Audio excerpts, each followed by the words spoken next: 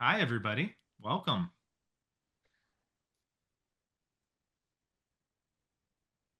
Good afternoon. Cool.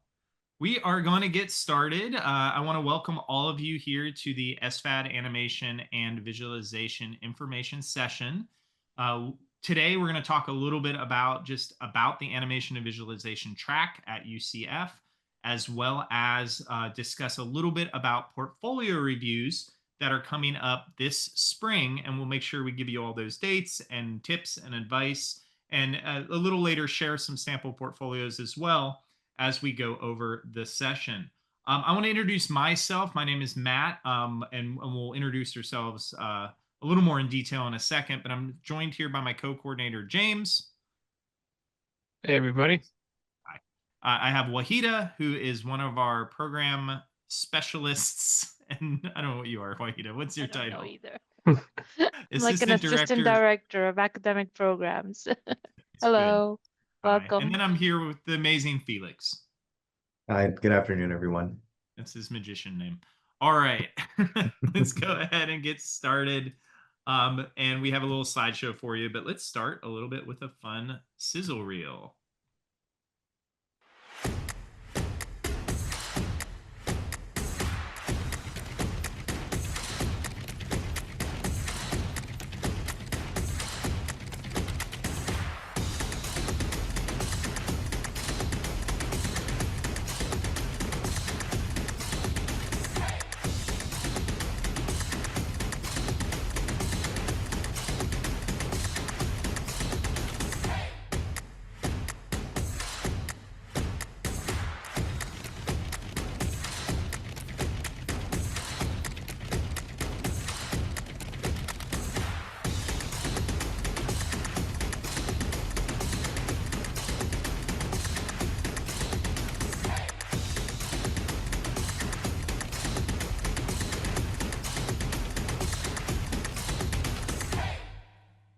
Right.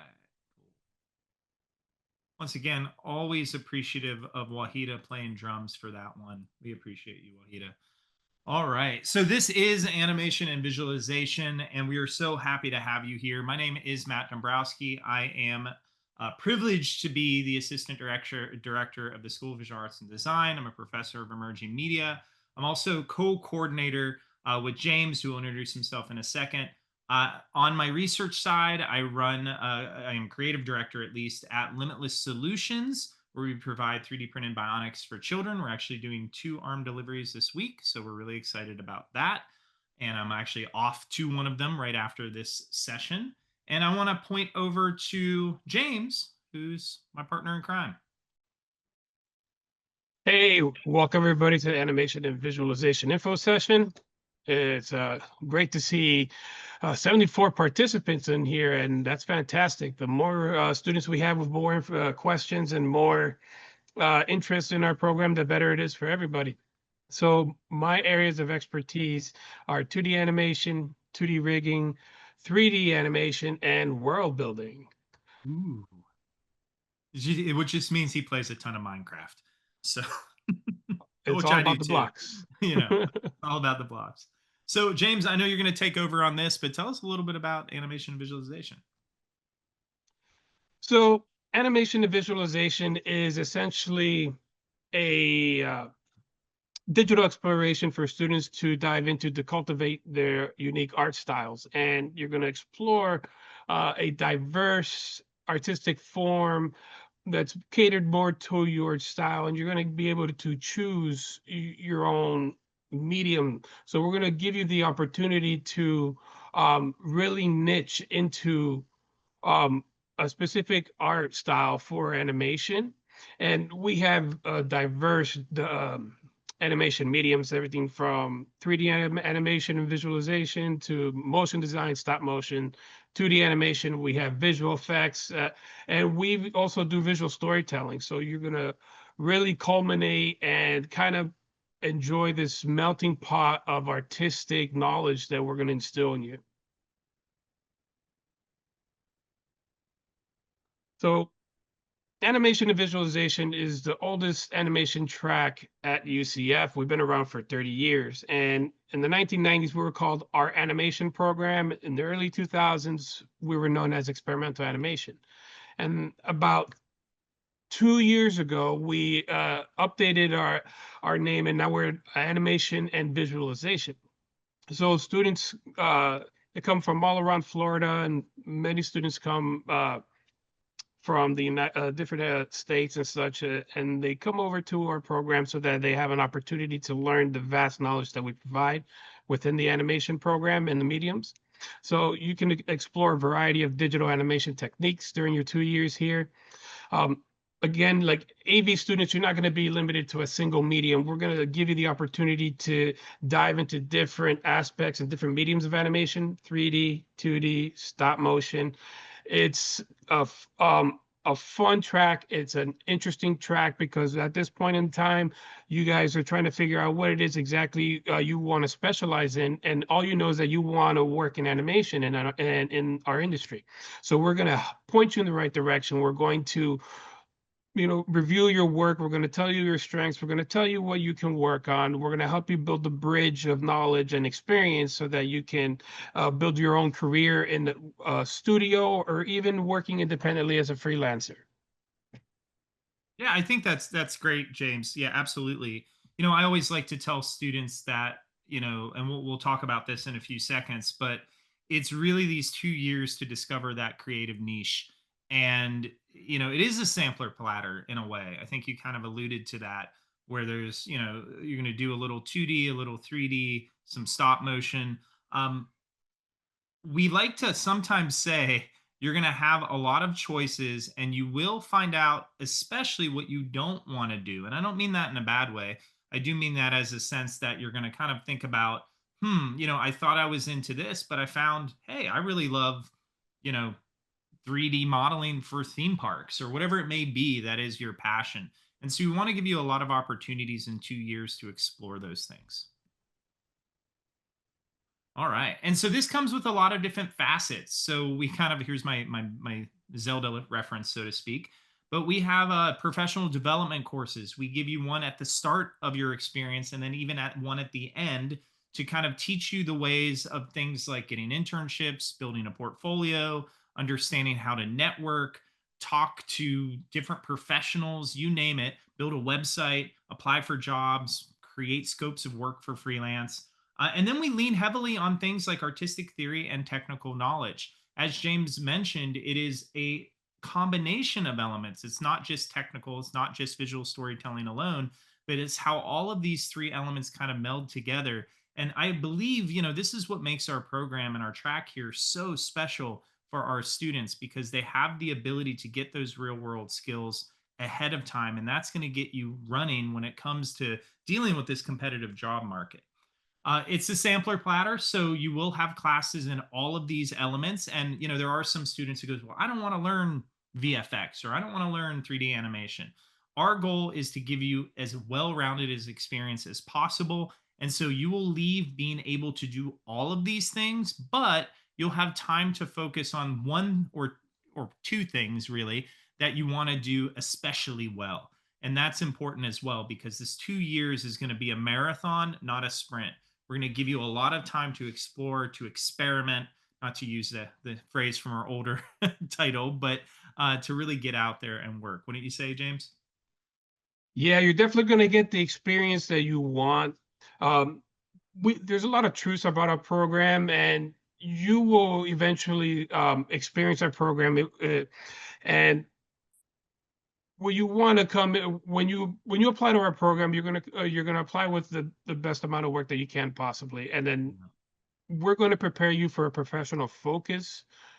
And that's really the truth of our program. That's why we kind of build the course curriculum around this kind of sampler platter, as Matt mentioned, because we want you to figure out what it is that you want to do and what you don't want to do. And it's very important because not many people know how large animation really is. So when you look at the credits of a film, all those people, that is an enormous amount of people that work on just one film alone. So there are different aspects of a production that you might have maybe like be like you well, they'll probably cater more to your strengths. I'll say that. So you're going to figure out which area of a production that you want to work in, if it's either pre-production, production, or post-production. And there's a bunch of artistic mediums that you're going to get accustomed to. And we will teach you to take your traditional artwork and kind of meld it into a digital workflow so that you can be a well-rounded artist in our industry. And you want to be able to prepare both your traditional art skills, but also the technical skills, because we are technical and we want to make sure that you have understanding of the nomenclature, of the nuances of a technical workflow, because traditionally 2D animation was was all done by hand, and now for over the past 15-20 years has transitioned into a digital medium. However, there is a lot of traditional skills that are part of um, animation and visualization and our expertise and our field. So you need time to figure out how well you can understand and comprehend different areas of animation. If you want to be a storyboard artist versus a VFX artist, if you just want to work in concept art or visualization versus being a 3D animator or 2D animator. There's a lot of different areas of specializations that you can find a niche in, and you will definitely be well-rounded. You yourself know the skills that you have and where you want to work in, and don't put yourself in a position that you're going to be working in a specialization that you aren't happy with. So the good thing about animation in general is that we have, I don't know, easy like about 24 different kind of specializations that you can enter in, and every now and then I'll find more specializations that you won't even believe are actually a position. So like for example, a background extension artist, that's a pretty new background and environmental like position that is coming around recently, and you'll be surprised what you can find a niche in that a studio can use your expertise for. So we have a large alumni that are working at different studios everywhere, anywhere from Disney, Sony, Pixar, Universal Creative. We have different alumni that are networked throughout the nation, and that's proof of our hard work and their hard work and what we taught them. So they're putting us out in a good word. They're putting a good word on our program, and we are hoping to continue that with you guys in every class. So every class, I have the expectation that I'm going to push you guys even further, and you will learn that everybody in your cohort, you will be like-minded. You will be pretty much have the same mindset that the next person has next to you, or the artist across the room does. So you will find that you blend well with the students there, and it's a place where you always felt you belong, and that's a good feeling. Yeah. And I think to build on that, like we had mentioned, 30 years of alumni, there's somebody from UCF probably at every major studio out there. And, as you go through this journey, as James kind of mentioned, you're going to be in a cohort system, meaning, we are a portfolio restricted track, but you will come in with a specific group of students that you'll spend the 2 years with. So you'll, share similar classes with them. You'll kind of create networks and community right there at the beginning of your, and this is like how I like to envision all cohorts as flamingos. Less shrimp though involved. But we really want you all to kind of have that sense of community as you go through. And even though we are exploring individual niches, you're going to be able to go through and connect with others. And the way this looks in a nutshell is, 2 years. First year is a lot about foundations. It's a lot about, learning the basics. James is going to teach you some awesome intro to animation, tune, boom, harmony. Oh, I said it wrong, James. Tune, boom, harmony. And, you're going to learn a little bit about 3D modeling and 3D animation. And then that second year, by the second year, you're going to kind of know what you're looking to do.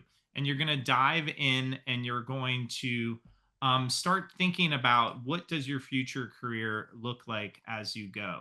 All right. And then finally you graduate, hopefully you get a job, and that's our goal, is to prepare you enough where you're not graduating and then trying to prepare to figure out how to get a job. You should already be ready. You should already have the baseline skills in place at that graduation so you can hit the ground running and get into that professional career. And this is deemed rather successful for a lot of our students. Within 6 months of graduation, they're landing some pretty impactful jobs out there with places like James mentioned, Universal Creative, Disney Live, lots of different fun places. Now, I'll leave this to you, James, but we'll kind of, maybe briefly go over what the classes look like in each semester. So your first year, you're going to, as a junior, you're going to enroll into this 3952 class. That's probably the class that everyone questions at first, and that's not actually a physical class. So that's a class that you submit the portfolio review, but it'll show up on your schedule. But the classes that you will be taking, they're highlighted in yellow. And you're going to start with 3628. Matt teaches a professional practice class, and that's typically on a Friday. And I teach Introduction to Animation. That's 3720C. And there, I'll teach you Harmony Toon Boom. Toon Boom Harmony. So you're going to hear me say vice versa, only because I'm a little dyslexic and there's an inside joke going on right now. But I will teach you guys Toon Boom Not about Harmony. his dyslexia, by the way, just about something else. Just make that clear. And then we have modeling for visual language is 4323. And then you're going to take an SVAD restrictive elective, either illustration or photography, whatever restrictive elective that you want that is available for you to take. You want to make sure that it synergizes with the niche that you're exploring. So for 2D animation, illustration works well. But if you want to learn a little bit more about rendering and lighting, maybe photography is a little better. And that's pretty much the first semester. So we kind of like usher you in into during the fall, and the spring is where it kind of begins. And then we have animation and visualization portfolio and such.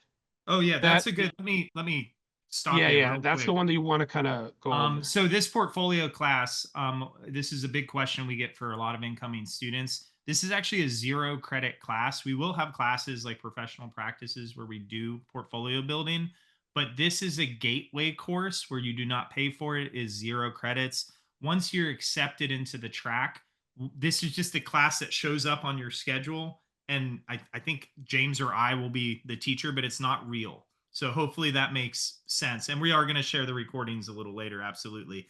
But I just want to point that out because it looks like, oh, we have a class on portfolio. We do. Not that one. That's more for our administrative entry. It's like a gate that will let you into our track. Sorry about that, James. No, you're good. No, because it is. It's what it is. It's like the system needs to kind of enroll you into the track, and since it's a restricted track, that course kind of tells the computing system that you are enrolled into this restricted track. So it's a placeholder, and it's required for all students. So it's not something like it that you're going to end up paying for, or something that you should really be worried about. So your junior year in the spring, it kicks up a notch. You start working with Maya, you start working with 3D animation. I teach you in 3743 some animation in Maya. You're going to have procedural animation, which is script-driven, non-keyframed animation. Good luck to most of you guys. There are certain things that I steer away from, and scripting is one of them. So I'm more practical. But you will have Michael Cabrera. He's great. He's fantastic. And you will have other courses that you take in during your spring year. Now, or your spring semester. Your senior year, you're going to start taking more of the advanced courses, because I would say your spring term and at the end of your first year is more of the intermediate courses. When you go into the first year or the first semester of your second year, you get into the advanced courses. You have digital effects and compositing, stop motion animation, advanced animation thesis production, which is the big enchilada for you guys, because this is where you're going to create your thesis film. And then you have motion design, where Matt gets you certified in Adobe After Effects and Adobe products. So Matt teaches you motion design. You really want to take advantage of getting those Adobe certifications, because we provide those as part of the fees and such. And the fact that you're already going out the gate with Adobe certifications when you graduate, you're already ahead of the curve. So these courses, they're advanced. So we prepare you the first year for that. And you only have me for the first year. And the second year, you're going to have other professors that are well trained and highly reliable when it comes to our industry in 3D animation or an Unreal Engine, or they're working with Houdini and Redshift renderers. So they know their work flow over the 3D pipeline. And the second semester, your last, hypothetically, your last semester as a senior, you're going to take an animation and visualization workshop. That workshop, you work with a group and you produce an animated story or an animation based on whatever medium that you guys want. So you do get team-oriented experience, and it's important because this industry, you will most likely, even if you do freelance and independent work, you will most likely end up working with somebody else. So it's good to have that team building experience, and you can also have a multitude of different works to show at the end of the year. So you have your thesis that you will complete by yourself, and then you have your workshop that you will work with other groups. So you have multiple works to add to your resume and to your experience, which is really, it's important. The more experience that you have with different mediums and the pipelines, the more that the employers would understand that you can adapt to their workflow. So the thesis exhibition is a gallery submission in the spring, where seniors showcase their thesis films, and there's a big event, and we open up to the public to come see the animated works that you guys created in the semester prior, and these are your thesis films. So Matt teaches the animation and thesis exhibition, and he could tell you a little bit more about it and how he prepares students for a professional step into their career. Because from then on, you in that class, the animation thesis exhibition, you'll also be prepared for you'll be preparing your portfolio, demo reels, and any other works you'll be applying to jobs, and also a website portfolio, I believe. Like, you have to build a website in order to showcase your work, right, Matt? Yeah, absolutely. So yeah, our goal with these, again, in your junior year, you're going to have professional practices where we really just focus on the core foundations of portfolios, internships, doing freelance, things like that. And then this final capstone class is your thesis exhibition. And James mentioned you have a great exhibition at the end of the year. We invite all of you in the spring semester to check that out in the gallery. You're going to see some really amazing animations there of our 80 to 90 graduates at that point, which is pretty extensive. But you will do things like create resumes, cover letters, and actually apply to jobs right there in the class. So one of our assignments is to literally apply yourself, which is, the goal of this. And I've had a lot of students, believe it or not, get jobs off of those applications their senior year, which is a pretty cool moment. When it comes to electives, James, you mentioned this, but it's like being strategic. When you have an elective opportunity, tied in to something you're into and what you think your future career is going to revolve around. So some great examples. If you're really into, I want to work at theme parks, or I want to do stop motion, or I want to physically create props and objects, take things like narrative sculpture, or take things like, a traditional sculpture class as well. These will feed into that. If you're a person who loves 2D animation, James teaches an amazing 2.5D character rigging class with Toon Boom Harmony. I got it. And 3D artists, they'll have their electives as well. My animators who are into more traditional animation, you'll have plenty of illustration classes you can choose from, as well as drawing classes. So there's a little bit out there, and I'm just going to go through this pretty quickly, but for everyone. And we even have what's called Adventures in Emerging Media. That's a class that just focuses on 3D printing. Again, these are electives. So if you're really into 2D animation, you may say, well, I don't want to take the 3D printing class. Maybe I'll take James's class that does 2.5D and character animation. So a little bit for all of you. And that's how, again, we like that you can customize these elements. So even though we have 90 people in our cohort, each of them can have a unique experience that kind of feeds into that ultimate dream goal that you're going for. Thesis, the final frontier. So what is a thesis? We use this word quite a bit.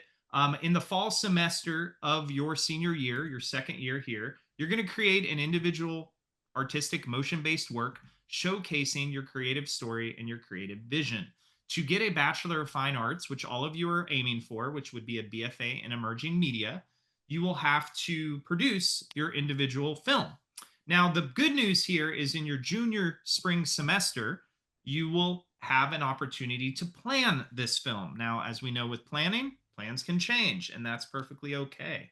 But as you go over that summer into the fall semester, you're going to have about 17 weeks to produce your creative idea that's like a hyper-focused, locked and loaded vision of what your creative passion and your creative niche is going to be.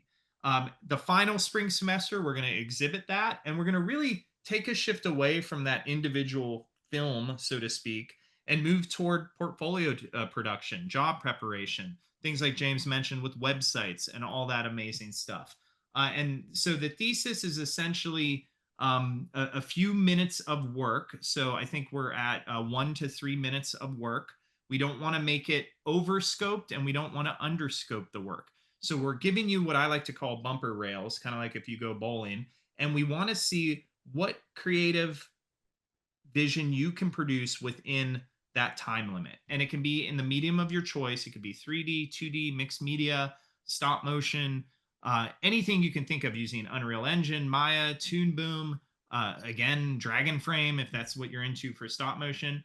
And it's going to be a motion-based work. So again, we are animation and visualization, so a little bit of movement in everything that we create. Now, our goal for this in the fall semester, and people ask me all the time, why don't we do this in the spring? In the fall, you then have time to put that thesis out there. You can submit it to film festivals. A lot of our students will do that with student film festivals and immediately get resume lines on their resume, which is really cool to see. And they can then go and, when they graduate in spring, actually have some good content on the resume itself. So we'll play those in the gallery. And as James mentioned, we have a great get together when we invite the community. We have hundreds of people attend each spring semester. We actually have so many people attend this year or this spring. And I don't even know if you know this, James, you may know this, but we're splitting it into 2 different exhibitions. So we're going to have 2 week-long exhibitions, one of cohort, it's like cohort A and B, but they're not A and B. They're just the 90 split into 2. So we'll even have more space, more time for each student.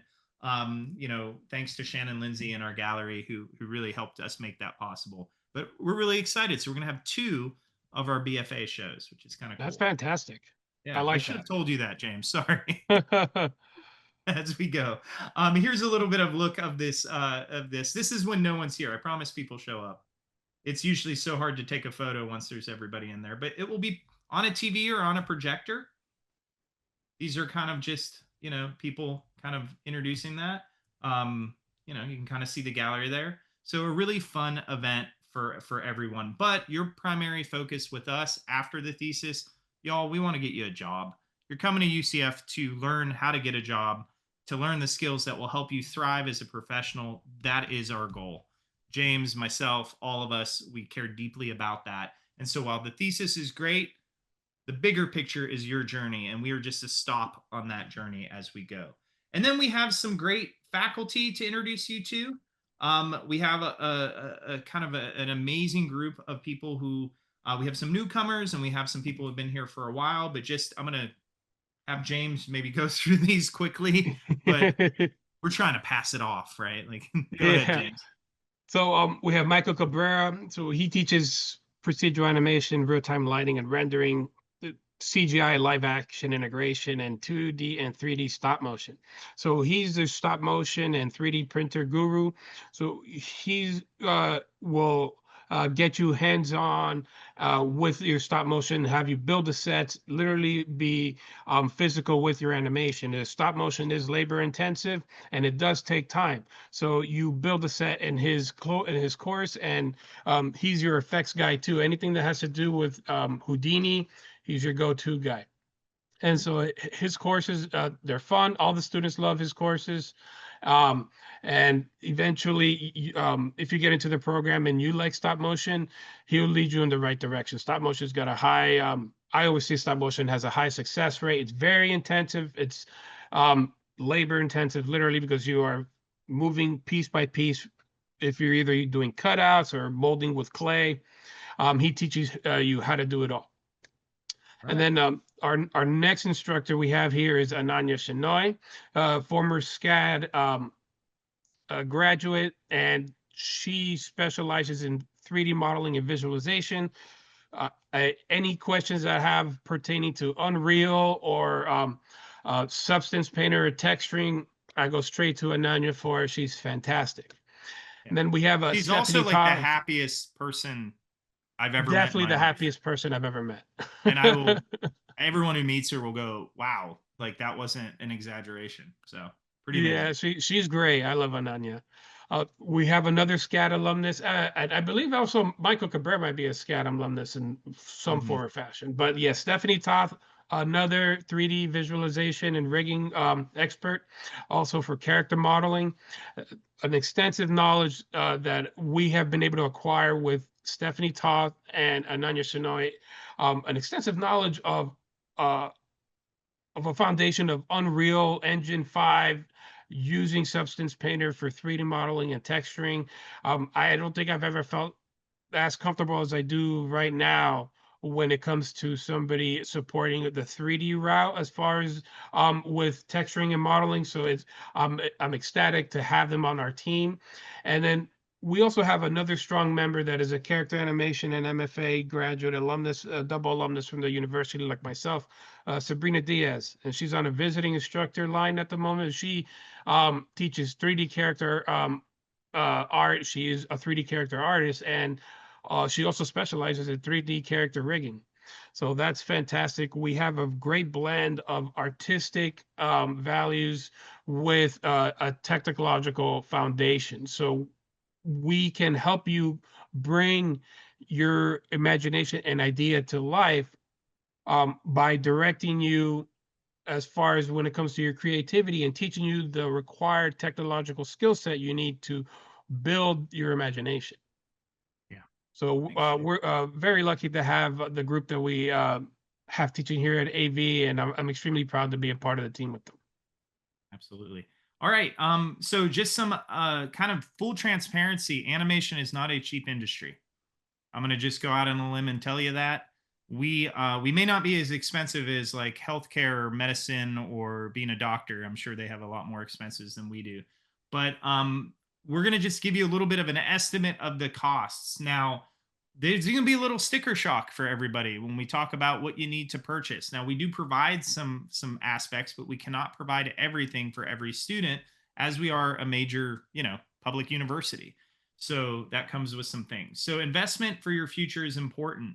So understanding that you will be expected to have some sort of working device at home, whether that's a laptop or a desktop computer. This can run anywhere of $800 or more. And again, I'm giving you baseline estimates, that it depends on, you want to drive a Ferrari or do you want to drive a Toyota? It's going to be a little different. Drawing tablets are highly encouraged. These can run anywhere between a little less than 200 or a little more than 200. Hard drive, cloud storage is important. Portfolio websites, miscellaneous materials and supplies. And again, we try to provide you some things which we'll talk about, but these are kind of essentials for our industry. And the best way that I can tell you, and this happened when I was a student of animation as well, when I'm relying on only open labs that aren't open all the time, there's no 24-hour access here due to safety and for both you and our equipment. As soon as I got my personal machine, I kind of thrived when I was a student. And so when I had access to, the ability to go home, sit at my own computer in the comfortability of my own apartment or dorm, it was a heck of a lot easier for me to kind of work at my own schedule and my own pace. And it makes it a little less stressful in the end. And so that's something to keep in mind when it comes to this stuff.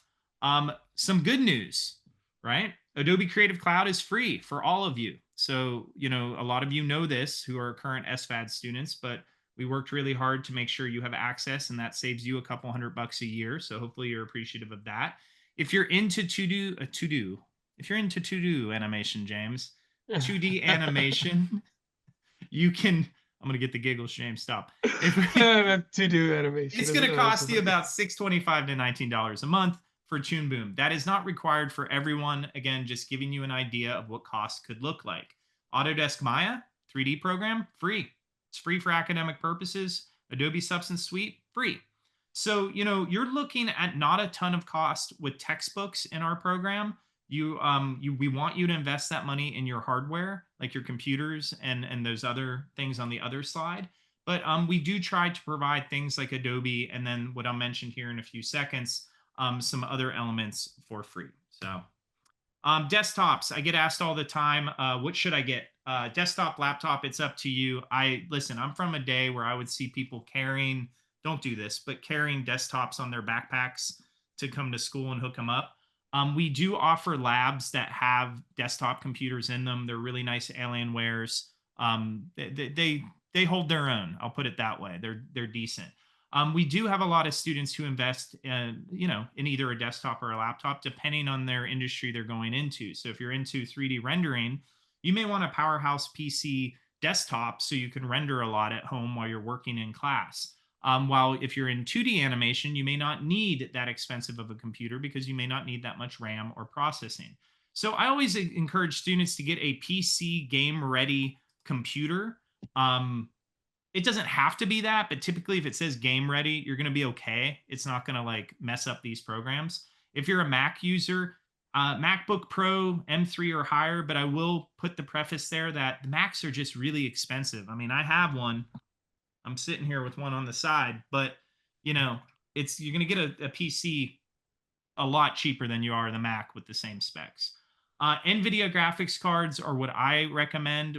They tend to work with every software that we mentioned. What is the other one? I'm blanking now. Asus ROG Strix. There you go. I mean, you can't go wrong with an Asus ROG. So yeah, absolutely. There you go. Yeah. So Wacom or any type of drawing tablet is encouraged but not required. We do offer checkout where you can check out drawing tablets. And then I would avoid things like just tablets alone. So if you just have a Chromebook or a tablet or a Surface computer, those typically aren't powerful enough to run all of the kind of processes that we need to have. All right. And we'll have plenty of time, by the way, for those in chat for questions. We're going to have a whole Q&A. That's why we're kind of going fast here so we can get to the Q&A part of things. We mentioned, Surface things. They tend to get out of date really quickly. The software that we use, typically a game-ready PC can hold all of these pretty decently. Some of our facilities, we're all over the main campus visual arts building.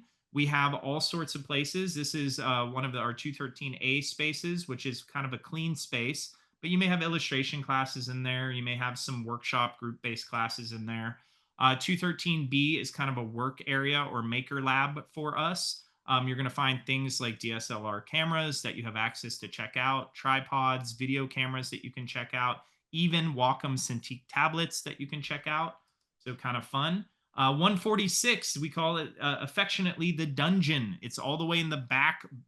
I want to say bowels. That may not be the right word, but the back corridor of the School of Visual Arts and Design. But we have these awesome giant Wacom Cintiqs along with Alienware computers in there. So again, when we tell you we look forward to you buying your own hardware, we do have hardware to help, but it will not be 24/7 hardware. And we like to make that expectation clear because we do understand that budgets are limited. We get it. We were there too. But again, we encourage you all to make sure you invest in yourself and your future. So this is a shared Mac lab with graphic design. I know, James, you teach in here. You have little Cintiq companions, right? yeah, so like there are 13-inch Cintiqs. Actually, I got one right here. So That room is equipped with about 45 of these little bad boys. So, and the room was recently updated with some new Macs. I want to Yeah. say the beginning of last year.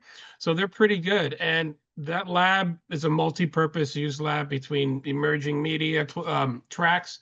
So you'll always most likely find that door open and a different instructor teaching in there throughout the day. So that is a shared space. Actually, it's our only Mac lab pretty much. So all the computers in here are they're Macs, and so if you are kind of a Mac user, you might feel a little bit more at home in this lab. But for the most part, I'll be up in 221 because I once I get a taste of something nice, I don't want to let it go. So I love 146 and I love Oh, you work with 221. me, James. Yeah, like I love those rooms. So, Yeah. but this lab is probably the larger room out of all of them. So if you need a little bit more space or a quieter time if this lab is open for lab hours and you want to work in there, feel free to work in there. Some others, the same space here, two sides. 221A, we have these giant widescreen curved monitors. This is our solely animation and visualization space. Really great lab. You have Cintiqs as well. Love this space, kind of top of the line equipment. Next to this space, we have our little maker space. That's our stop motion and our 3D printing lab. I think we're up to, I want to say 3 bamboo printers, 3D printers, the H2D, which is one of the latest models, which is amazing. Huge print bed, as well as an A1 and I think a P1S if you're a 3D printer nerd like I am. We have green screens. This is available for all students to use in our track. And again, a dedicated space for you. So kind of fun. It looks a lot nicer than even my picture now. So Michael Cabrera did a great job with that. We offer checkout. So you can check out a Wacom Cintiq. You can check out digital video cameras, GoPros, tripods. We have access to these these peripherals and these other kind of types of tools for AV students only. So again, we do ask that you support yourself with some equipment, but we want to bring some things to the table as well. So as you know, you're not getting a ton of textbooks, but it is going to cost some money to be in the track, and also understanding that those labs are not 24/7. I'm a firm believer that no student should build work habits where they're up till 2 in the morning working in a public space. They don't really even do that in industry anymore, as much as people may make assumptions that they do. There are like labor laws and things like that try to avoid that. So we want you to build healthy work habits. So typically those are only open on the weekdays and up until maybe like 8 p.m., give or take, on every given night. So portfolios, we want to get to this as well. Our portfolio program in the spring, we had over 180 applicants and we offered 90 spots, which is, I guess, if my math is correct, about 50% acceptance, right, James? Yeah, I think 50%. 50%, yeah. So 50% acceptance. And so I think that, the first element is, there's a lot of misconceptions out there on our program. And I want you all to kind of be aware that, while it's, a lot of people mean well, your information that you get from James and I is going to be 100% on point. And, I even see in the chat, people are like, oh, wow, I didn't realize you let 90 in. We want to make sure and make clear that you have all the information possible to make the right decision for you and your track. So this is the FAQ section. We update this FAQ once every year. So if you haven't read this recently, please read it. Portfolio submission window dates. Wahida, I'm going to hope that you're listening. Do you have any dates that you think, or date ranges that we will be open for portfolio, or at least a window? Yeah, I'm looking to the end of January, beginning of February. Cool. Kind of, So sort of. you will not be able to submit a portfolio yet until the end of January, beginning of February. And we're going to email everyone out those dates once they're finalized. We do have FAQ, which cover things like, what do I do? Like, what are you looking for? What do I do? Like, how do I apply? what should I watch? You should watch things like this info session, of course. But there's going to be a lot of good dates and information on that page. Prereqs are required. So we ask that you try not to apply to anything until you've completed or currently enrolled in the semester where you're submitting in these prereqs. Now, we were just talking about actually this before y'all hopped on, but 90 spots may not seem like a lot, but I think we're one of the biggest state universities that let the most people into animation programs out there. I can't think of another university that has 2 tracks. And I think between the 2 tracks, we let around over 120 people into those tracks. So there is going to be a spot for most people ultimately. So these are prereqs. You can find these on the FAQ, but these are important to understand that like certain ones you must have before, certain ones you must have after. General Can I just submission jump in guide. real quick, Matt? Sorry. Oh, yeah, go for it. Sorry, Wahida. sorry. No, you're The good. slide before, I just want to emphasize, if you have not completed those prerequisite or not enrolled in it that semester that you're submitting the portfolio, your portfolio will not be reviewed. Yeah. So make sure when you get here, you're meeting with your academic success coach to ensure that you are getting those requirements either Yes. completed or enrolled the semester you are submitting the portfolio. Thank you. Yeah. All right. And before I get to that next slide too, Wahida, just kind of building off of that and some of the comments in the chat. This is a pretty competitive field, and I'm not talking about just our program. I'm talking about getting a job in general is competitive. And so, we always tell students, while it's scary to apply, you won't get anywhere if you don't apply. So you got to kind of take that leap of faith. But B, what we're looking for in portfolios is we want to ensure that you're going to have a successful shot in this highly competitive field.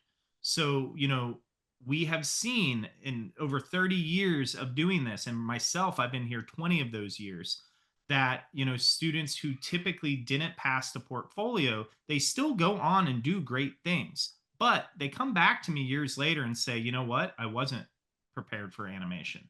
That wasn't the industry for me. I couldn't handle the workload, or it was a lot of work I didn't realize that was going to happen. And so while these are really, scary moments for all of you, we are thinking about your best interest as we make these selections. And we'll talk a little in a second on how we make those selections, but all really important stuff. So first things first, and then James and I will kind of go over some back and forth on some of the artwork. But the portfolio deadline will be emailed out. It will be the end of January, beginning of spring. We have very specific directions to follow. If you don't follow the directions, your portfolio is out. So, one right here is we want portrait orientation 8.5 by 11. So it's upwards, right? If it's sideways, we probably won't review it. We want to make sure all our students have that attention to detail. Portfolio should include a title page with the student's full name and email. We want to see things like consistent visual branding, effective typography and hierarchy, visual order, headers, footers, section titles. I see a lot of familiar names. Anyone who took my Intro to Computer Art class know we have done this. We did this in our final project. Go figure, right? Like we're going to use that stuff again. But that attention to detail is very, very important. We want you to present your work with the passion that you put into creating the work. All right, things that are prohibited. Here we go. Group work and collaborative projects are not welcome in our AV portfolio. So this includes class group work. We want to see what you did. We want to see your creativity. We don't want to see a group of others, right?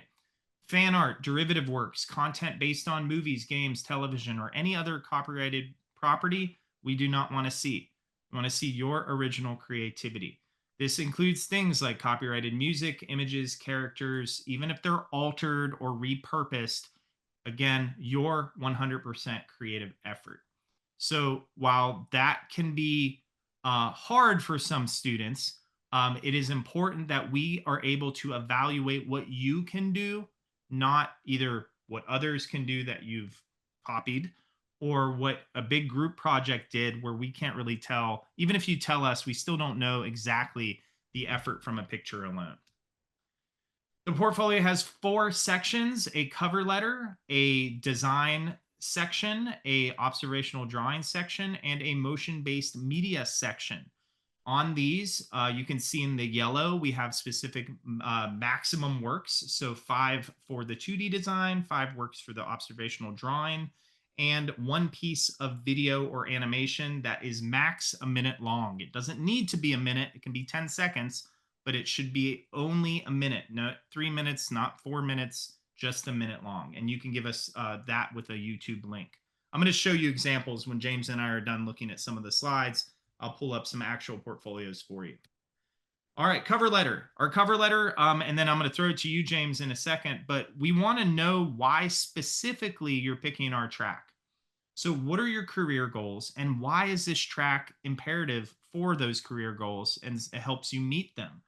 We don't want you to mention other tracks. The worst thing you can do is write a letter that says, "Dear character animation, dear graphic design." We have those. Those for me get zeros right off the bat. Immediately. So we want to know why animation and visualization and why it supports your goals. We want to make sure we're not just your backup, that we are also something you're going to thrive in and you're going to enjoy being here. That's important to us. And what do you think about those? Similar, James, to your experience? Because we read a lot of these. We do. And I'll let you guys know a big flag right now. Like, if you say that you want to go and work for Pixar or Disney or DreamWorks, write in your cover letter, that's a flag for me, because that's unrealistic. And the amount of competitiveness that goes to one of these large studios is it's extremely difficult to try, and unidealistic for you, and unrealistic for you to think that you're going to get a job there.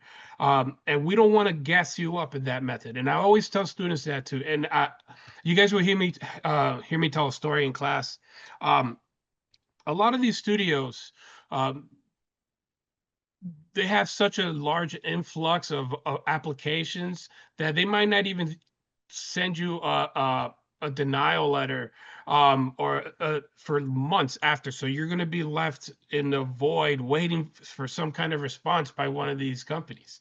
So what we want you to do is research some of these smaller animation studios. Like, we have Steamroller sets right up in Mount Dora, on the way to Mount Dora here. And these are local studios that are getting international recognition.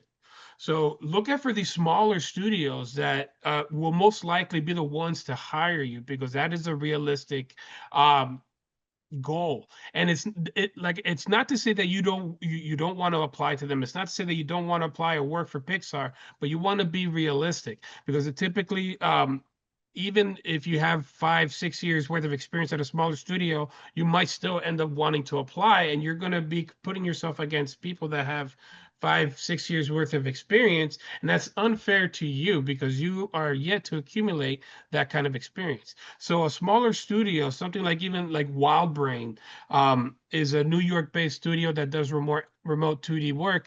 That's a viable studio to work for. And a lot of these smaller studios, you see them on LinkedIn, and we'll post them all the time. So if I see somebody that kind of says that you want to work for Pixar or DreamWorks, or even like something like Studio Trigger, that's going to flag me, because it feels like you're just putting some kind of blow to like text just to kind of fill up the cover letter. We want you to get personal with us. We want you to tell us how relatable you are to our industry, and how hard you want to work so that you can build a career starting from us, and why you want to join animation and visualization, and what we can do for you.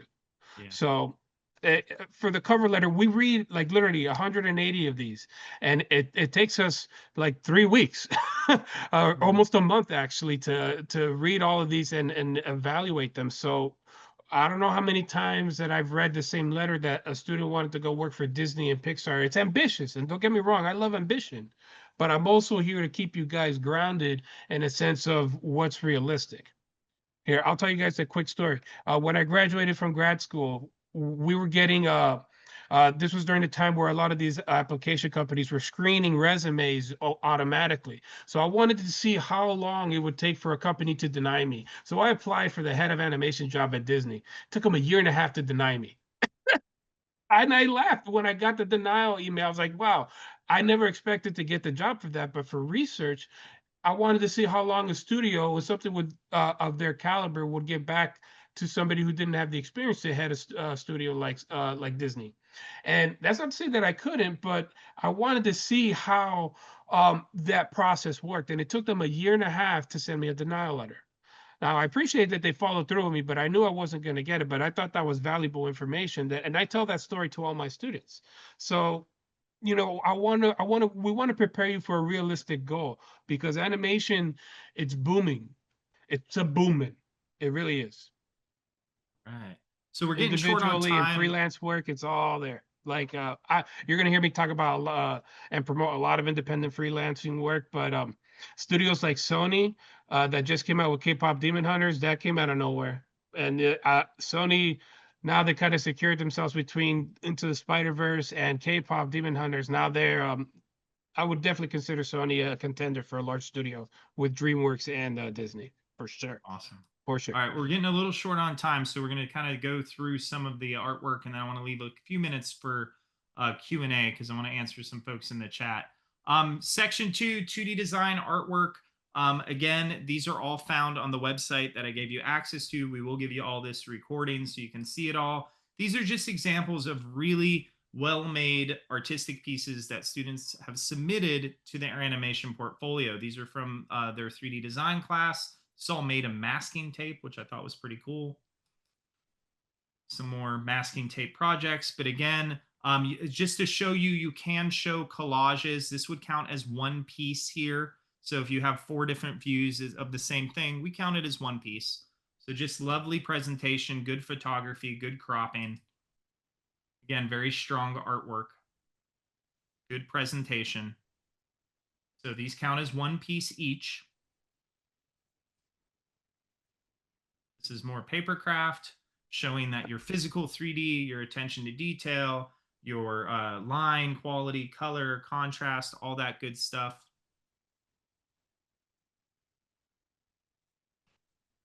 Some more elements. This person took something from their narrative sculpture class or their sculpture class and showed this.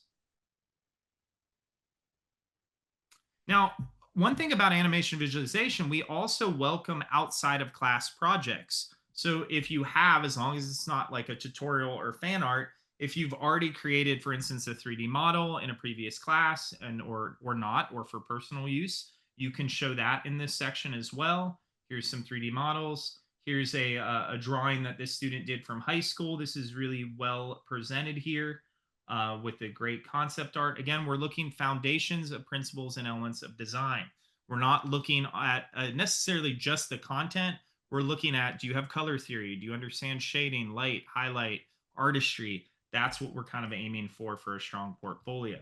Now, this is a great example from Intro to Computer Art. This is one that uses a template, but again, we recognize that this is a template and then this is the original piece of work from the students. So something to keep in mind. Another great album cover mock-up from one of our student portfolios. Just again, well-presented stuff. Some more 3D design. It can be from any of these areas. My biggest suggestion for you all is make sure that not all the pieces look the same. You want to cover some color, some drawing ability. You want to cover it of composition and depth. You want to kind of a sampler platter of what you can create. This is all done with tape as well. Good sense of perspective, vanishing point, color theory here with this collage. Negative space, all sorts of good stuff. Again, well presented. You don't see bad lighting. You don't see crops. You don't see shadows, dirt, dust, smudges, you name it. The next section, observational drawing. What we want to see is real life observation. No drawings from a photo someone else has taken. So if you take a photo of grandma sitting in a chair, I don't expect grandma to sit there forever and you draw her. It's okay if you draw her off of her photo that you took, but please make sure that you're looking at real life subjects. And again, digital works are accepted, but we want to see at least 2 of what you can do from drawing class.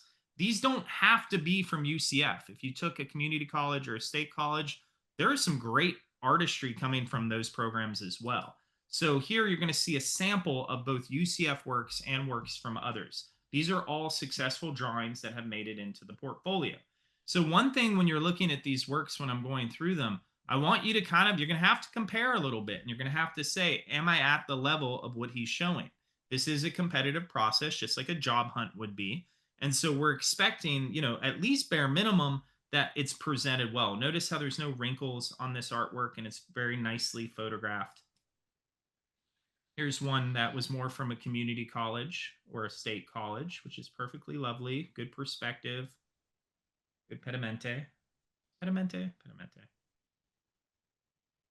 Pedimento, yeah. Yeah. This one's great. Like, lovely horse. Looks like Teresa Lucy. I could probably call that one out. She's not the horse. She's the drawing instructor, I should say. This one was taken from a photograph a student took of themselves. The perspective is a little askew, but it's still, showcasing that it doesn't have to be this perfect drawing. This is presented beautifully by the student. There's a nice header. There's a nice, it tells me the class they took it in. They have, all these elements. It doesn't have to be the most perfect work out there, but this gives you an idea of what catches our eye.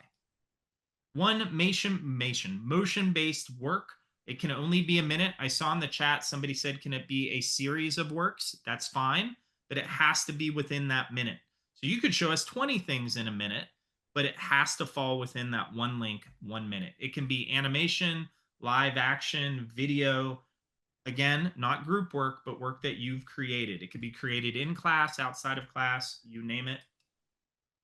Can I say something really quickly about that? I don't know how you feel about this, but please don't submit your video editing videos of your a day in a life of this story where it's just kind of like following you. That's more of just like an edit. I would prefer to see some effort in some time-based animation or some time-based media.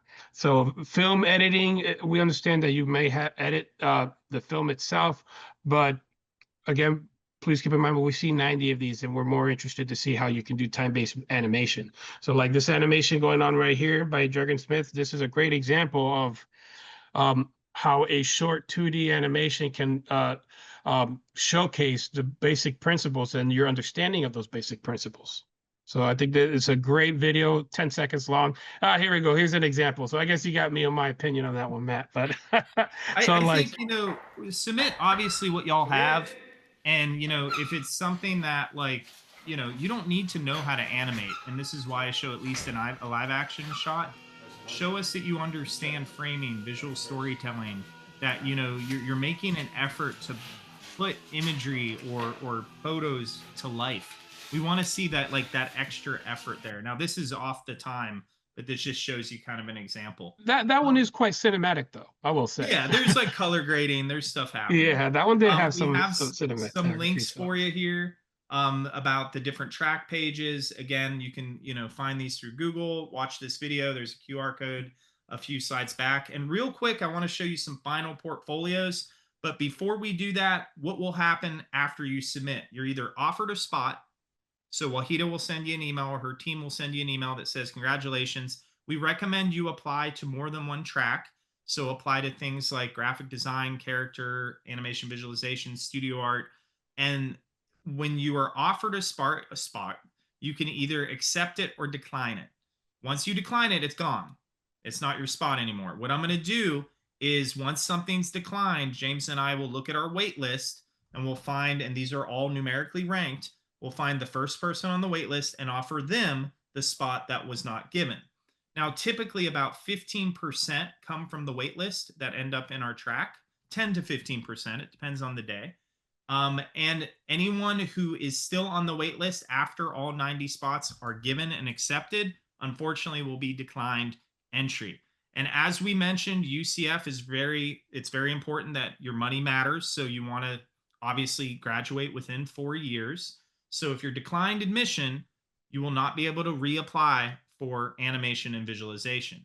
Those people who either were on the wait list, even the people who, honestly, James and I were looking at this, who were on the wait list and then were accepted, struggle in our program. They've historically had trouble if they're lower on the wait list, and even if they got in, it was a lot of workload for them. It was really overwhelming. So we do say, while it doesn't feel great to not be accepted to something, know that we're trying to help you for your future so you can make a career decision or a detour or a pivot quickly, and again, not be in a track that you're going to have trouble and maybe not fulfill your dream because it wasn't the track for you. So again, 90 spots. I mentioned that's about 50% acceptance rate. We get about 180 per track each year. The wait list, about 10 to 15% of those end up getting offers after the mix. And then if you're declined and you're declined for all of the tracks, you do not have another opportunity to apply. So make sure when you apply, you follow directions, you crop your work, you present your work nicely, you put that effort into it. Because again, if you're not accepted, there's no coming back to animation. And I know that stinks for some people, but it is for the best because again, we're a highly competitive industry and this is going to, be important that you kind of follow those directions. This goes for all emerging media tracks. And Wahida, I think I'm correct on that. She's nodding. Yes, you're correct. Yeah. All right. If you need any help, academic advising is casa@ucf.edu. They're your first stop on asking questions for anything on this list. Faculty advising will be things like specific questions. Some people in the chat have said, well, what if I have questions? The first thing I'm always going to ask you to do, did you read the FAQ on the website? If I answer that on the website or I answer it in this email, we're going to direct you back to this resource, right? The answer won't change from what we've already directed to you. So that's an important factor to remember. Again, CASA, SVAD advising, college advising, academic success coaches. It is casa@ucf.edu. There you go. And then just some of our social media. And I want to really quickly detour before questions and just pull up some portfolios. So bear with me. Some portfolios. Can you all see the screen here? I'm imagining. Yes, sir. Portfolios. Yeah. Just some section covers. Jasmine did a really good job. I'm going to kind of breeze over some of her personal information. Beautiful cover letter. Just look at the design of how Jasmine is presenting her work. And Jasmine, God, I love this fan. Great presentation. Beautiful work. Some stylized work in there, but fun. Color theory gives you an idea of, again, a really well put together, thoughtful portfolio.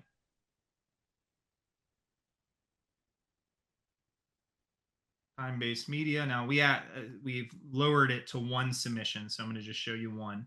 That's one of them. Let me go through again and look at Isabella. Beautiful cover, green. It goes through. There's a visual order to it. Cover that letter real quick. Sections, beautiful presentation of her artwork, well cropped, well lit, well placed. Somebody who clearly understands the importance of, again, direction following, but presenting the work with the respect that she gave when she just spent 20 hours or 40 hours developing it. So I love to see that. Beautiful work.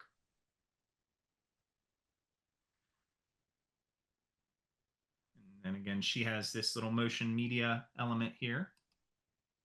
This is Lucas. Lucas gave it a little bit more different style here.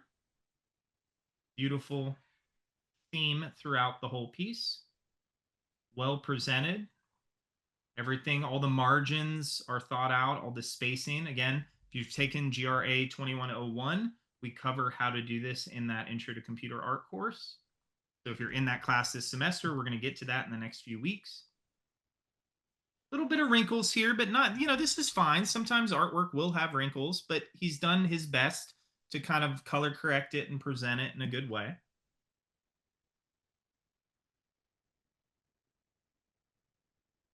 This is not done in UCF drawing class. I want to make that clear. I know that's a question we get a lot. Personal project, all good. Way to go, Lucas. This one's definitely UCF. I can tell by the room. Notice the visual brand. He put a little thumbnail, really well presented. This, when we're looking at 180 of these, y'all, if somebody just gives us a white piece of paper, maybe forgets some of the requirements, and then Lucas's shows up, Lucas is going to win. Lucas put that extra effort into it, and that's the type of student that we strive to have. And the student who's going to get definitely, push themselves to get opportunities in this competitive field. I agree, Yeah. Lily. Yeah, Lily said it best right there, James. Portfolios itself is a work of art and design. Yeah. Yeah, I agree. And this is part of the incentive to that we started coming up with these strict rules for your portfolio submission, because we were getting a lot of students that really wouldn't putting in that effort into that portfolio, and we want to make sure that you are prepared for an industry that is as competitive as ours. Yeah. So Yeah. by putting that time into showcasing your work, you are investing into yourself. So don't present yourself. Uh, it's like going to a big event and you're in a shirt, like in a suit, tie, but your tie's like undone and unbuttoning the shirt. Yeah. I'm like, you might as well just finish it, button up that last button, tighten up that tie, and then you're good. So it's the same kind of manner that you should treat your portfolio. Like you want to present yourself as high quality as possible. So, and And these were fantastic portfolios. They were all unique in their own manner. So, and we will not, as much as it is not great to reject people, we will not give you false assumptions that you're ready for a career that you're not ready for. And that's something that James and I, especially, we have a little bit of bluntness to us, but we don't want to say, oh yeah, you're going to get it. We're not that school. We're not the school that's going to like give you a degree, send you out to the world and be like, oh, sorry, you didn't get a job. We want to make sure that you are prepared, that you are mentally mature level, professionally mature enough and ready for this field. And so, we're not going to sugarcoat what's out there. It's tough out there. It's always going to be tough, no matter the economic, times, but it's going to take some strategic practice and approach. And that's how we come together at Animation and Visualization to prepare you. All right. With that said, a couple questions in the chat, and then feel free to raise your hand, ask questions, or we'll go to the chat as well. Lucas is asking, will we learn about the indie industry? We learn about it all. You learn about the big ones. I call them tiers. There's tier 1. That's like your Pixar. Tier 2, tier 3. How do you navigate applying to those roles? A lot of students start in indie and then they find themselves either staying there or ending up in big tier 1 jobs, which is pretty cool. All right, we're going to go through these pretty quick. I've decided if we decided to conclude work from a college, is there a specific way? Yeah, so there's some specific instructions on how to label it. So you would definitely want to put the class that you put it in, and maybe next to the class, even that college. But it doesn't really matter what college you did it in for me. I'm kind of like, I don't know about you, James, but I'm not like, oh, no, it's Valencia, it's not watch gonna. out. As Like, long as it follows the rubric, it's fine. It doesn't matter where you learn to draw. Um, if you took drawing here at UCF, then we understand a little bit more of what you're capable of. But the way I told it to another student is that I had a student that I met with earlier this week, and they learned drawing at Valencia. And what that does is, believe it or not, that actually gives you another tool in your artistic repertoire and your palette, so that you learned another method of drawing that which you can use to benefit you. So if your work shows that you are comprehensive in your artistic skills, yeah, then that's perfectly fine. And as long as you put the title, the year, the medium, the software, if it was digital, and the class, if it was a classwork from a different university, put the university name there in there also, so that way we have an idea of kind of the skills that you're learning from that, coming from there. If it's from Miami-Dade, Hillsborough Community College, Sanford, Valencia, and any other like public institution. So it's good to kind of catalog, for us to catalog that as well. So that way we can branch out and see what we can expect from students from the different regions in Florida. So definitely you want to put the title, the medium. If you had the software, it's always important. You want to put the software for any kind of your digital work. You want to let people know what software you created that art piece in. so again, these very specific instructions, we gave you that link in the chat, kind of going through fairy tales, public domain, could it be a red flag? It depends. I mean, if you're doing, if it's Cinderella or Snow White, that is, there's some public domain involved in some of those characters. But if it looks a lot like Disney's Snow White or Cinderella, it leans into fan art. So, tread cautiously. And you don't want everything to be fairy tales. You want to have a diversity of Yeah, materials yeah, in I there. agree. I mean, Hans Christian Andersen, if you read Hans Christian Andersen's book, they're very mature. So like the story of like Little Mermaid and such like that, if you're gonna have your own rendition of them, that's fine. As long as it doesn't look like Matt said, anything that we've seen in pop culture. If I want to include audio in my motion-based portfolio, is it preferred? Can I have friends and family voice characters? Yes, you can. And having audio or not doesn't really, to me, change how I evaluate something. If it's like completely like ripped off copywritten music, I may raise the red flag. But yeah, I don't really sometimes even turn on audio when I'm looking at them. I'm looking at the motion and the composition and the art. Cool. Bryson mentioned, can you not submit work that was done with a photograph? Correction, you can't submit works that were done with a photograph taken by someone else. So if you take the photograph, feel free to submit it. Skylar looks like they were on that one. Thanks, Skylar. This recording will be out as soon as it's processed. We'll put it on this website, y'all, right up here. We'll put it in this section up top.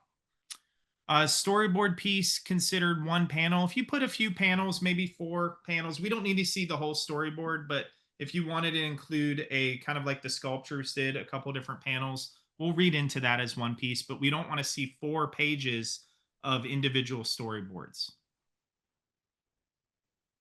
All right. Cameron's asking, hey, Cameron, I'm currently a sophomore. I'm a slow reader with Cameron here, apparently. Is this portfolio something I should work on now? I like the little butt kissing there, Cameron. I'll take it.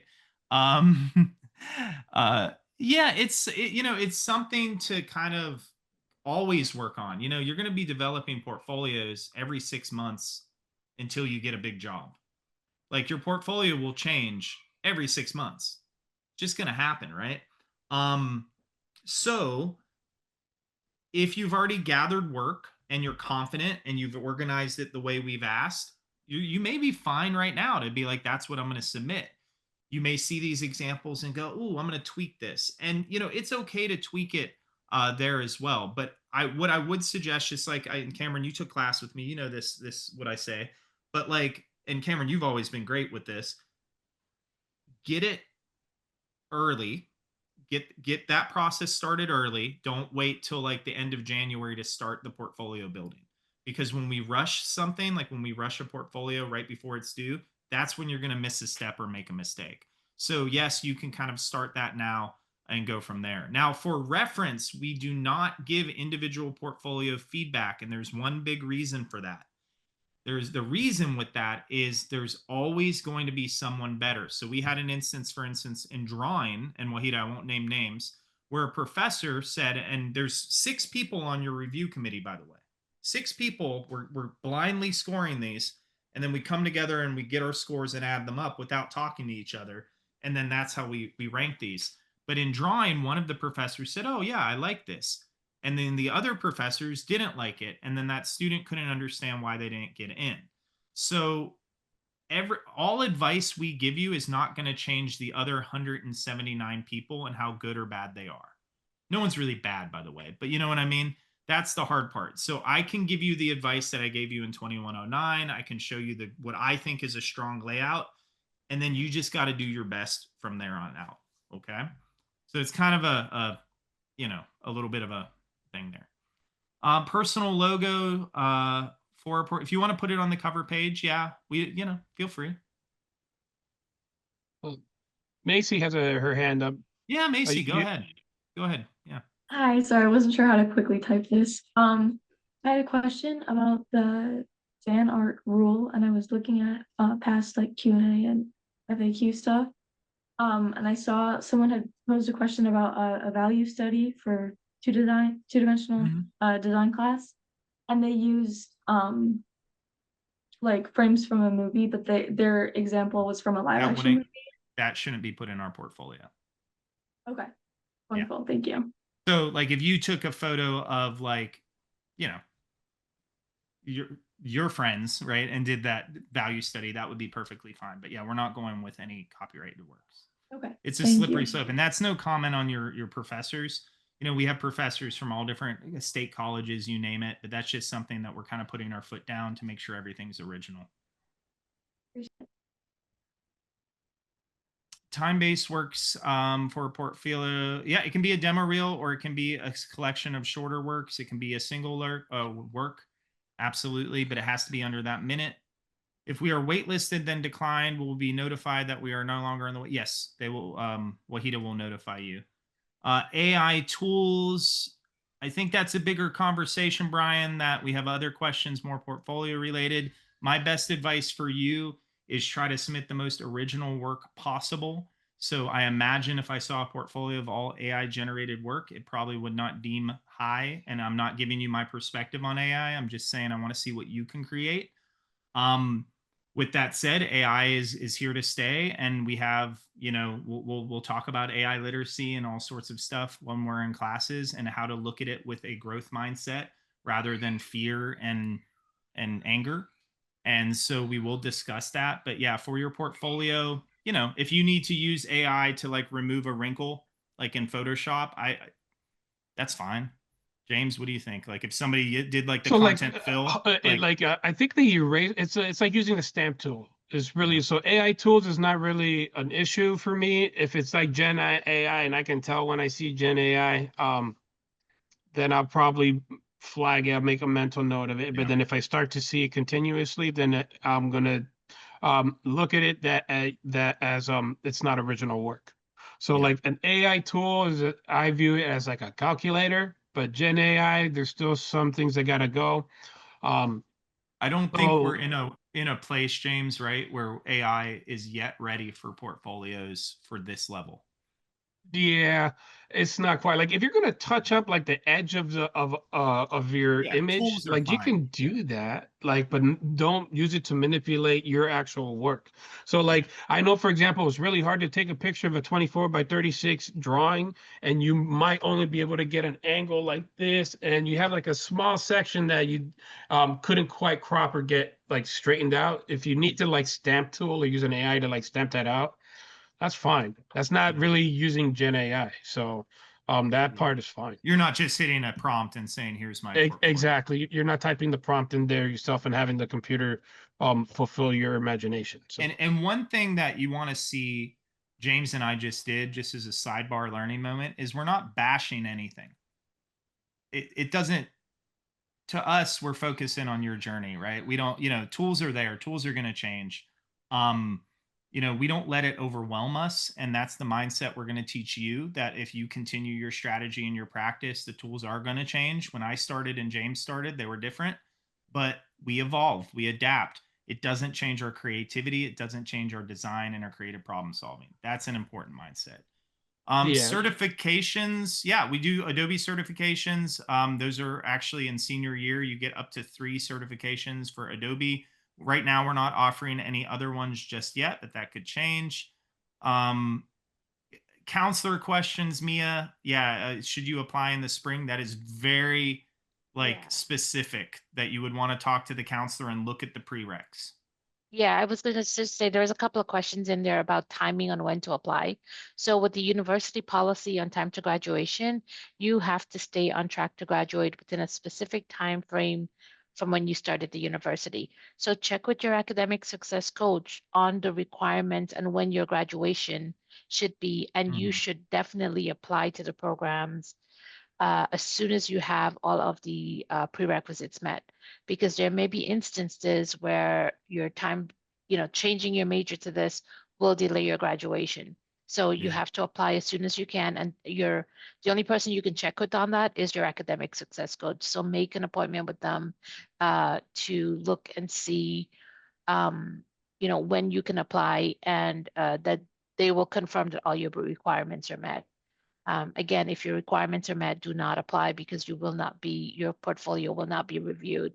And these are your prerequisite requirements that we're talking about. Thanks. Yeah.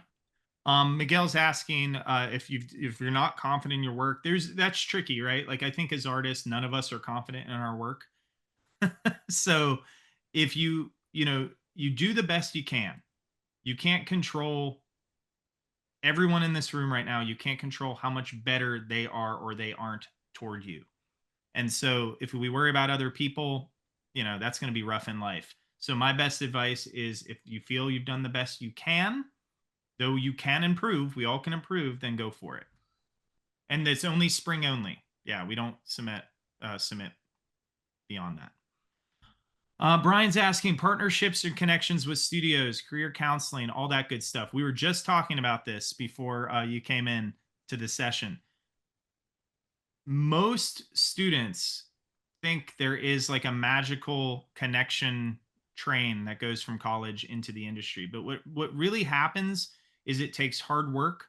It takes networking on your own and through your bigger network, you know, at people advocating for you. There are very few, if any, real places or schools that will say, we guarantee you a job at Disney right after graduation. Disney doesn't hire like that. And if they're telling you they do that, something's fishy. There's actually that's too good to be true. Yeah, there's actually a school very close to UCF that just got in trouble for claiming that they had massive job placement and direct placement. And they got sued for it. So we will never say we have that. Bless you. But we have full sale. We have connections though through 30 years of alumni that help make that a little easier. So for instance, when I had Ryan, one of my former students, say, hey, I'm going up to New York. Do you know anyone? My buddy Sean was one of the motion designers for the Brooklyn Nets. So I made that connection for him. I didn't guarantee him a job, but I said, hey, go talk to my buddy Sean. He'll hook you up. He'll talk to you. That's what we can offer. So again, you're right, it is saturated. And this is even one of the reasons why we have the portfolio review, because we don't want to further saturate it. We want to make sure that all of you have a fighting chance who get in our program. So again, we try to, trust me, I wish I could have 1,000 people enter. James, I'm sure you're the same way. But I'm not going to give you a hope that is like, hey, 1,000 people, you're all going to get jobs. It's not a reality. Like, that takes very strategic thinking.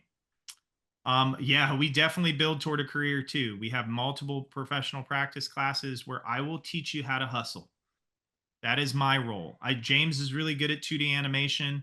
He's great at what he teaches. Michael, VFX, stop motion, Stephanie and Ananya, 3D. I am very good at hustling, and I will teach you that. Yeah, Matt will put you to the test, and trust me, don't take his courses for granted, because you're not going to get a more professional outlook on those courses, and he prepares you extremely well. Yeah. So Jillian's asking a great question. Will the portfolio be considered weak if it's on figures or not? No.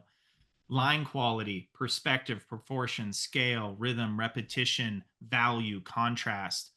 The figure isn't a principal and element of design. So just keep that as your kind of confidence builder there. We are looking at foundational skills.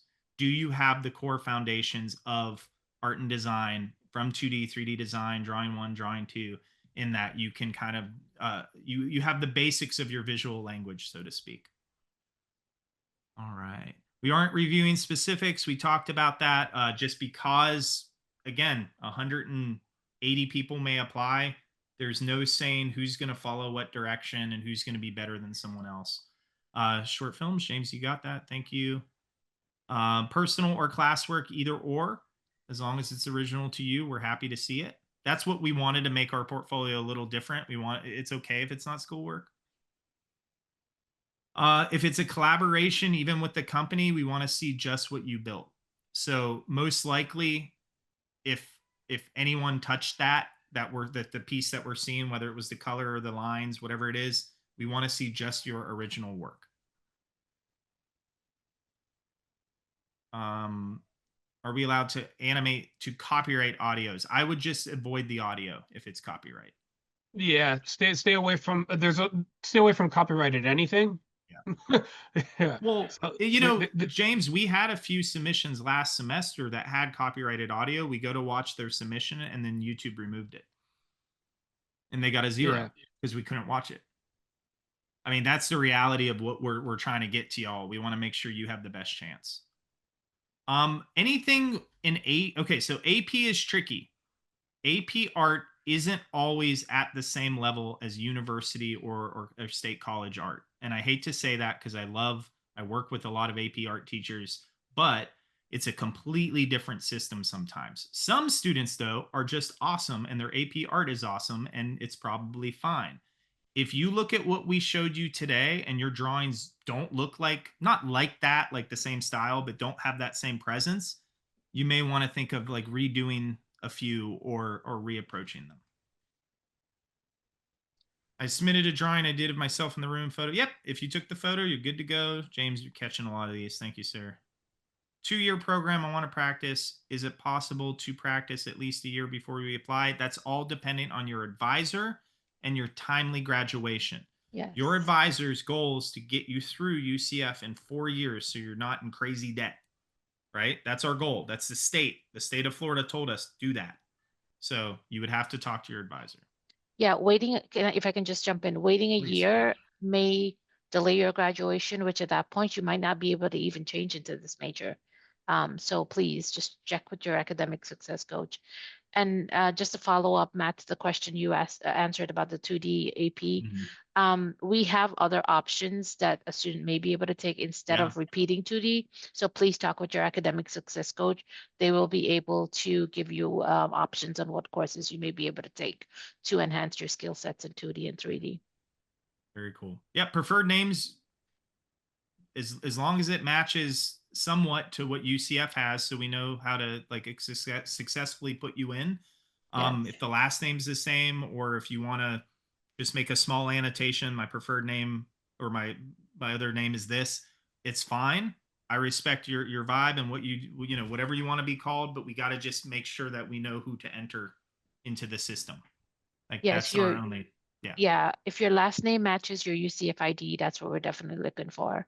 Yeah. But if your first name, like I'm Matthew, I go by Matt, that's fine. Or if James I Jim. Matthewed Matt once.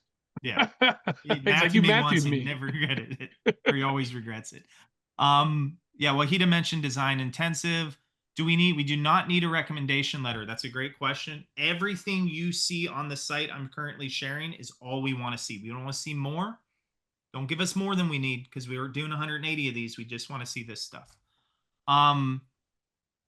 Yep. Even if it's signed by your professor, no pointillism, no stills from Interstellar, whatever you're doing, because we want to see how you compose a picture, not how Christopher Nolan does.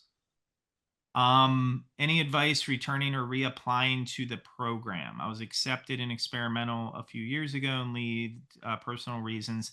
I think, hopefully this session gives you some idea of where we're at. It is a different kind of evolving track, which is great. We are moving in a really amazing direction with what we have. So yeah, it's something to keep in mind. Definitely the presentation of the portfolio element is really important. Visual organization is a must. Absolutely. Yeah, you saw different designs there, Brian. You saw, Jasmine, Isabella, and Lucas all had 3 very different looks, like, pinks and greens and blacks. And yeah, they all had headers, cover pages, page numbers, they were all there too. All right. Peer review. You can always ask anyone, but I will say your peers are not grading these. So, they can give you great advice, and maybe even people in the program, they may go, oh yeah, this is what I suggest. Maybe it's in a club, they're doing one. Just know that like myself, Michael, all the people we put in the slideshow, they're the ones who are going to be reviewing it. Everyone's doing good. I'm catching up to some of the jokes. Yeah, I'm running through the chat to see if we missed anything. Assuming we have wide variety. Yeah, I love wide varieties of stuff. I want to see, if you just have like, here are 5 pieces just on color theory, I'm going to say, wow, that person's great in color, but do they have perspective, line quality, value studies, right? We want to see a good mix of things. Yeah, it can be completely. That's a great question, Lydia. Completely original. Absolutely. You may have done this in your bedroom, in your living room. That's all good. Present it nicely. All right. Great questions, y'all. Sorry for my slow reading ability. There's no preference. Maybe James has a preference, but between animation and real film, we have seen enough. Go ahead, James. Yeah, I was gonna say if you put like some cinematic thought into your film, I'll accept it because I do love film. I did a lot of guerrilla filming in high school with all my friends. So like I have like hundreds of hours of home video stuff. So like if you are into film, I'll accept that. And as long as it's like compositionally like ready, and you put like some thought into it, then yeah, that's fine. Yeah, those my rogue guerrilla films would never see the light of day. Now I want to see him. Now you want to see 'em. Lily's asking what information for each work. Lily, I'm going to point you to this website. I'm going to reply to your comment with that website. I think if I can find it. I just lost my place here. This website tells you everything on the link, but it tells you exactly what you should put. I'm highlighting it on each section. You want to follow that. Yeah, if you own something, that's fine. Yeah, if it's your original work. We're talking about like I don't want to see SpongeBob, Sonic the Hedgehog, Mario, Mickey Mouse. What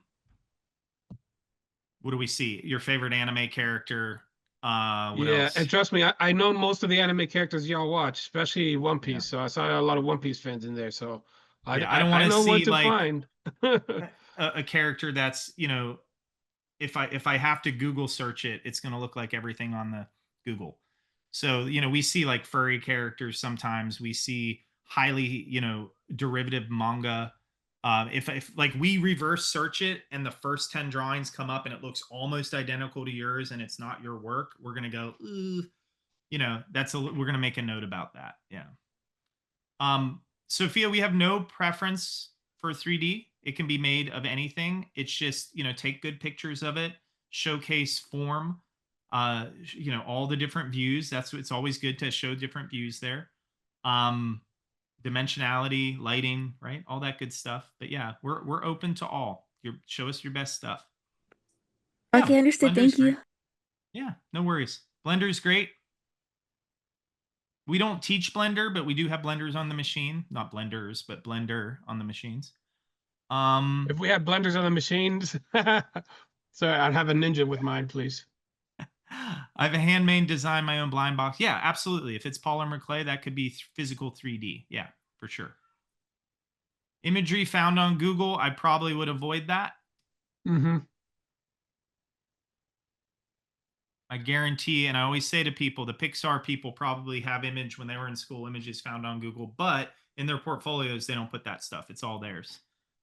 Interpretive of a book series, it gets slippery. I'm going to let you make that call, Lily. I wouldn't put anything that if you feel, ooh, this is a little bit of a gray area, don't put it in. We're really pushing for originality.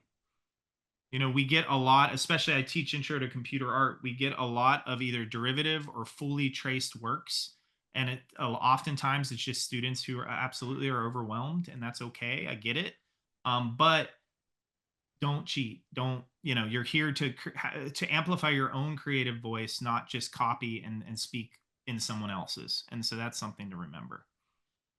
Does this prepare you for the master's program at FIA? Somewhat. It depends what you want to do. So if like you were going for video game coding, absolutely not. We will not prepare you for that. If you're going for 3D modeling, sure. Yeah. You'll have plenty of experience. We have a lot of students who go to FIA. Like last year, I think, or for like this past cohort, I think we had like 4 or 5 students get accepted. Yeah. Like easy 4 or 5 get accepted. And this past cohort was the largest at FIA's ever accepted. So we're pretty good at feeding students into FIA, I would say. Cool. And I think the biggest thing that I didn't see asked, and I want to wrap up out of respect for poor Wahida, who's been here a while, is, what is the big difference between character animation and animation and visualization? I want to make it clear to our awesome colleagues in character animation. This is not 2 competing tracks. We are part of the same family. We are sibling tracks. Character focuses a very clear film, Disney style production studio mentality and approach. They have a very specific take on a very niche industry, and it's really well done. Okay. Our goal is to supplement and not supplement. What's the word I'm looking for? Complement them. our goal is to focus on the students who may want to go into architectural rendering, simulation, independent animation, stop motion. So there is not one better than the other. And they will say, hopefully, the same thing. We are in this together with each other. But you need to make that call. So if you want to work in video games, you may go to character. And I've had students who do this and go, well, we're focusing a lot on film style stuff. Yeah, that's what they do. And they do it well. Where we will kind of shift and you can kind of explore your own little area and your own little nook and cranny. Cool. All right. I think we have, and it's not necessarily a large scale. I mean, it is somewhat large, right? Right, James? But it is Yeah, like, large. 15 people. That's like it's a so. singular outcome Yeah. versus So we have a lot of different projects in their portfolios. That's, yeah. but in individual work. Yeah, makes sense. Let's see. Okay, a few more questions. Silly question. 3D sculptures on press-on nails. You mean like these? No, I'm kidding. It's getting to that time of day. Yeah, it could be 3D work. Yeah, go for it. If you think it's a strong work and it's presented professionally, put it in your portfolio. That may make us go, oh, that's different. That's cool. Yeah, like regarding your clay figures, you would include the best visualization of how you want to present that work. So you may have a grid of 4, and one of them may be a figure, one of them may be the box, one of them may be both together, but you got to kind of make that call for sure. All right, y'all. I think we hit it. We were only 42 minutes over. A new record, James. But we wish you all the best of luck. We're gonna do a much briefer session in the spring semester around January before applications open. We will not give as much detail on the track, but we will focus more on portfolio-based questions. So again, if you have a question that's like, hey, I just made my portfolio, is this type of work, without showing us, is this type of work okay? Yeah.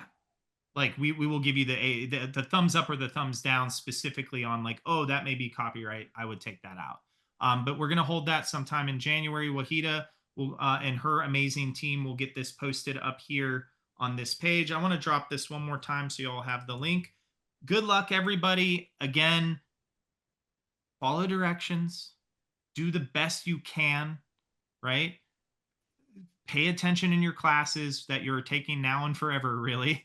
But focus on what your teacher's telling you. Feedback can be challenging, but absorb it, take it, apply it, right? We are here to help you grow. That takes you just it's a lot of vulnerability and a lot of being open-minded, and I know you have this. We will let people, we do let a substantial number of people in, but again, it starts with you. You can do the baseline of following the directions, presenting it well, cropping those edges, color correcting. If you do the baseline, that's a great starting point. A lot of people who don't pass don't do that baseline. So just understand that's the first step on being successful. All right. Sophia, one very quick question because you're raising your hand so Oh yeah, politely. I know. Thank you. I know you covered the whole copyright images thing. So I'm currently actually working on a 2D design work. I was hoping to put portfolio, and I was concerned that there is a sunflower image that I wanted to use, but it's from Google since I don't know where I can go take a picture of a sunflower. Yeah, that wouldn't be something you would put in the portfolio, but it's something that you could, obviously still create to hone those 2D design skills. So that wouldn't go in our portfolio. Oh, okay, understood. Okay. Yeah. Like, Now, thank if you you. took the picture of the sunflower, rock on, do your thing, Okay, maybe I'll get one. Okay. Yeah. Macy. Hi, sorry, I have one more question. If we do take the photo and in the photo are like brands or like copyrighted like logos or something, is that all right? Yeah, I think to an extent. I mean, you definitely want to put like I took this photo in your, Yeah. in your description. And then, it should be okay. It's hard for me to say without going this specific thing, but Sure. if you specify and communicate and go, I took this photo, we're going to go, we see what you did. We got it. You took the extra effort.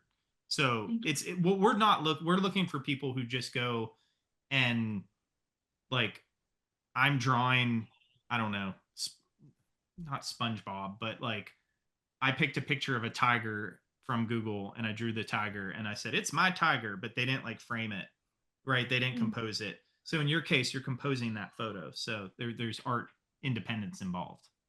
Thank you. Yeah, because if you took the time to go to a zoo and then you took a, you know, you snapped a picture of an elephant and it's your photo, you can draw that elephant or whatever animal it is. That's your photo. So Yeah. that's also part of research.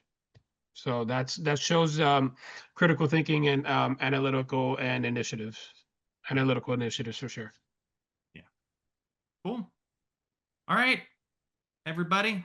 Well, we will see you in the next one. I'm going to get James to his awesome baby James, his little boy. and then I just Wahid- heard him too. So Yeah, my kids are he's like, screaming out "Ata, there. ata." So Wahida, thank you for your patience, everybody. Thank you so much. And we will see you in the next session, and we look forward to looking at your portfolios. Thanks, everybody.